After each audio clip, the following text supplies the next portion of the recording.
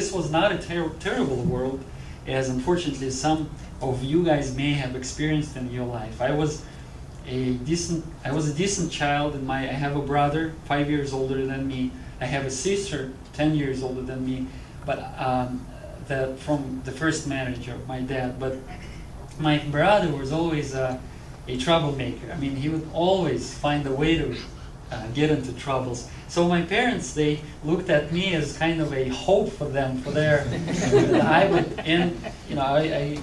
did music education for 7 years, music school.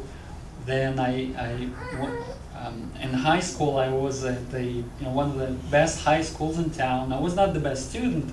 Then I entered into a university, got a state government scholarship, so I was getting my education for free, and so they were looking at me as, that I would realize their hopes. So obviously my life wasn't that bad, in the sense I didn't do any bad stuff, but I did not know. I remember sometimes, as the things I was involved in would come down and I would have time to think, I did not know where I'm going, really. I did not know what is this all about. I saw my parents' friends who were older than me dying, and I thought, why do I need all this education? Why do I need to pursue my career? What is this all about, this life that I have? Because people die, and what is this all for? And so this is the world I was living in. I was lacking something, and I saw these people, they had a purpose in life. They had, but more than that, they loved one another. Amen. Their relationships to one another were something I've never seen before, and they've accepted me just as I were. I mean, they were not interested in how much I know or how much I can do or what I can do for them, but they just greeted me as I was precious in their sight. And they were telling me about God and about His Son who died for me, but I did not understand all of that part for 6 months, believe it or not. With all of my education, I did not get the gospel for about 6 months. I was coming to church just to, experience that love that they have for one another and for me. And I remember 6 years later, 6 months later, something has happened, and I know it's called, I was born again now. Then I finally, it all got to me. My eyes were open. I started to understand what they were talking about. And I started to have this desire to be at every single, Bible study or prayer meeting that I would have at the church. And so this is the time, as I look back at the time that I called when I was born again. But it took me about 6 months to get to that point. And I met my wife in Calvary Chapel in Nizhny Novgorod. She actually came to church about the same time when I did. And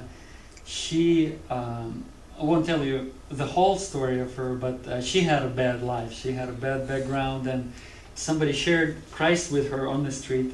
They were also American missionaries that came over, and they talked to her and her friends on the street, and she agreed to pray with them to accept Christ into her life, and she felt an instant change. The next day she was a different person. She did not want to have the life she had before, but she was given the list of churches where she can go to grow in her faith. But she did not go right away. It took her a whole year, before she finally got to a point when she was just fed up with the life she had. And she just ran to church a year after she received Christ into her life. So that was about the time when I came to church, and about half a year or so we met each other at church and started dating. And so that's kind of my testimony. In the year 1999, we were invited to go to Calvary Chapel Bible College in Moscow with my wife, and we got married the same summer, 1999. And we went to, for a year, we went to Moscow to Bible College, and then I came back to Nizhny Novgorod, and I joined the ministry. Actually continued, because after I was born again, man, I wanted to be involved in everything. I would show up at church before everybody else. I would be happy to, run the wires, and we've been raking the hall only for Sundays, so we had to set up every Sunday. We had to set up and tear down everything. I was happy to do that, just the chairs, anything. And so after we got back from the Bible college, I was doing a little worship at church, and I did Bible studies, and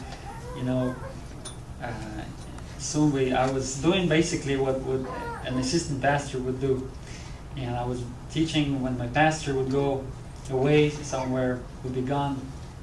And in 2004, when I decided to go into the ministry full time, I was invited to go to Kaluga. And before I did ministry as much as I could, but I was working on my degree at the university, so that took half of my time. So I was kind of on half time involved in the ministry in the church. So when I was done with my degree and was struggling about whether I should do my science career or serve the Lord, and when I decided to go to ministry full time, we were invited to go to Kaluga, where a Calvary chapel was started just a half a year prior to that decision that I made. And I'm going to tell you about the Calvary Chapel of Kaluga a little bit later. But in 2 weeks after I made the decision, I told my wife, I'm going to serve the Lord. We're going to serve the Lord full time. He will take care of us. He will provide. 2 weeks after that, we were in Kaluga. We weren't planning. I was not going to be a pastor, but the Lord, that's the way it works sometimes. Once you open your life for Him, you never know where you're going to end up.